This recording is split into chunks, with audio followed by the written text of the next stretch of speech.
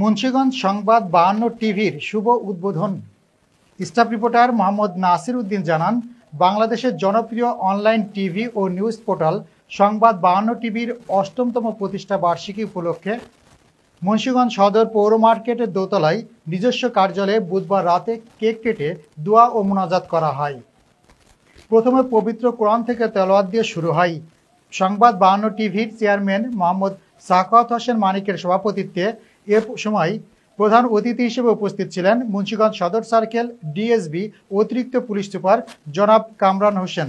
আরও উপস্থিত ছিলেন মুন্সিগঞ্জ সংবাদ ইউনিয়নের সভাপতি কাজী বিপ্লব হাসান, মুন্সিগঞ্জ জেলা প্রেস ক্লাবের সভাপতি সাইফুল ইসলাম কামাল, বাংলাদেশ রিপোর্টার্স ক্লাব মুন্সিগঞ্জ জেলার সভাপতি মোহাম্মদ রহমত উল্লাহ দেওয়ান, মুন্সিগঞ্জ প্রেস ক্লাবের সহসভাপতি গুলজার হোসেন, মুন্সিগঞ্জ জেলা প্রেস ক্লাবের সহসভাপতি আবু হানিফ রানা, মুন্সিগঞ্জ জেলা প্রেস ক্লাবের সহসভাপতি আনোয়ার হোসেন, অ্যাডভোকেট জানে আলম প্রিন্স সহ আরও অনেকে উপস্থিত ছিলেন।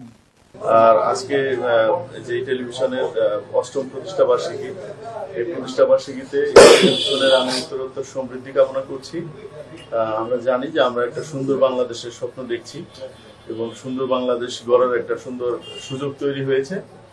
তো এই যে টেলিভিশন গণমাধ্যম যে একটা সুন্দর দেশ গড়ায় ভূমিকা রাখতে পারে, এই টেলিভিশনও সেই ভূমিকা রাখবে এবং একেবারে খুব বস্তুনিষ্ঠ সংবাদ পরিবেশনের মাধ্যমে যারা উন্নয়ন করে থাকে বা যাদের মাধ্যমে আমাদের দেশ সমাজ পরিবর্তন হয়ে থাকে, তাদের চোখে আঙুল দিয়ে দেখিয়ে দেবে যে কোথায় কোথায় কাজ করা যায়, বিভিন্ন সমস্যাগুলো তুলে ধরবে।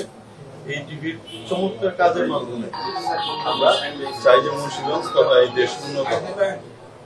আমি আবারও এই টিভির সাফল্য কামনা করছি আমার ব্যক্তিগত পক্ষ থেকে এবং আমার সম্মানিত পুলিশ সুপার স্যারের পক্ষ থেকে। স্যারের খুবই ইচ্ছা ছিল এই প্রোগ্রামে আসার, কিন্তু খুব ব্যস্ততার জন্য স্যার আসতে পারেন নাই। স্যারের পক্ষ থেকে আমি প্রতিনিধি হিসেবে এসেছি। ধন্যবাদ সবাই।